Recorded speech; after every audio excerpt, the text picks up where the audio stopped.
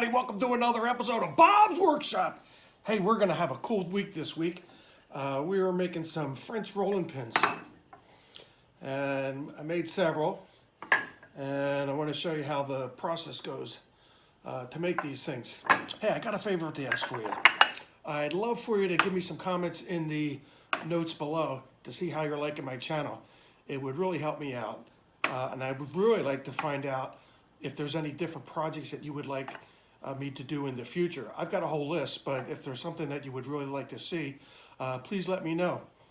So this project really started when my daughter Carly wanted to get a French rolling pin.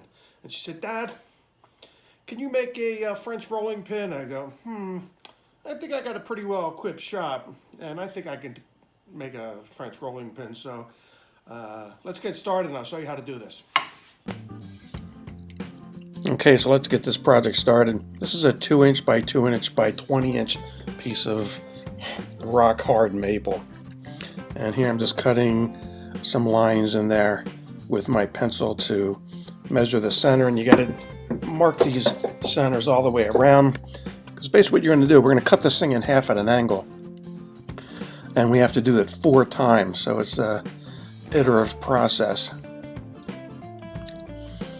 So now that I got lines all the way around, then I'm going to put like about a 45-degree angle right through the center with this protractor. So it's a little bit of layout work, no big deal.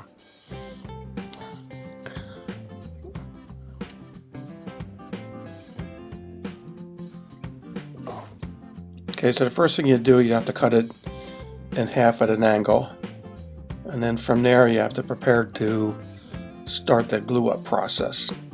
So I actually made 3 of these while I was building this. So I'm making some glue up fixtures in these next couple scenes. That helps a good gluing process.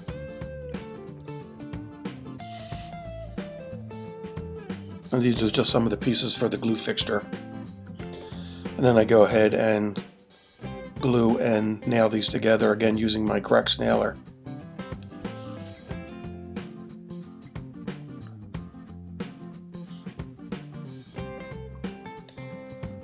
So now I'm gluing in a piece of walnut. It's about 1/4 inch thick. Here I'm just showing how the fixture works. I like using a lot of clamps, so this lets me use those clamps in order to get a nice solid glue up. I've already coated the end grains of those pieces of maple. And then I waited about a minute, then I lathered them up again since it's end grain. And it's typically not a strong joint, but when you do it this way, it helps out a lot if you put a lot of glue on here. This process actually takes 4 days, because what I like to do is glue it and wait overnight. I don't like to rush the gluing process.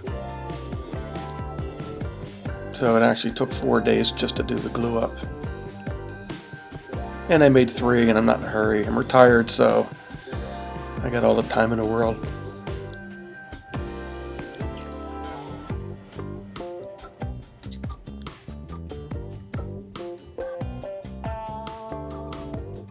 So this is a critical step.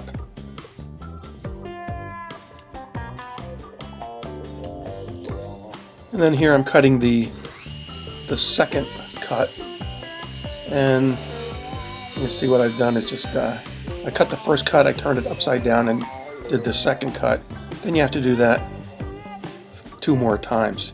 Here's the fun part and the easy part. And you know, I've been a woodworker my whole life, and about 10 years ago I got into wood turning. So this process really only takes about 20 minutes by the time you lay it out, rough it, and do the turning and the sanding. I spared you the sanding process on this video.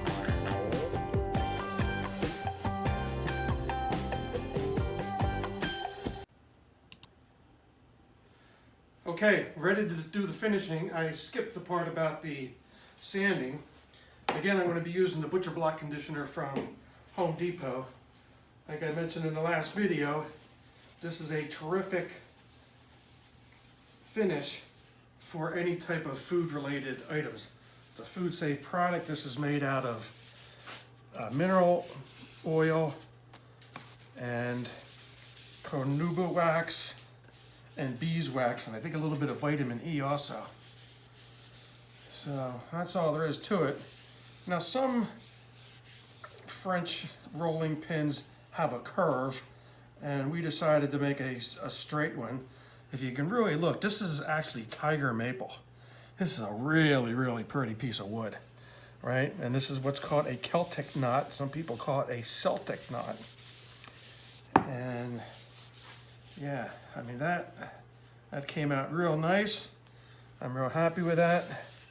And yeah, so now, remember, I'm trying to build my channel, and I would really appreciate if you like, comment, and subscribe down in the comment section. So that's it for today, and thanks again for spending part of your day with me. Thanks a lot. See you on the next one.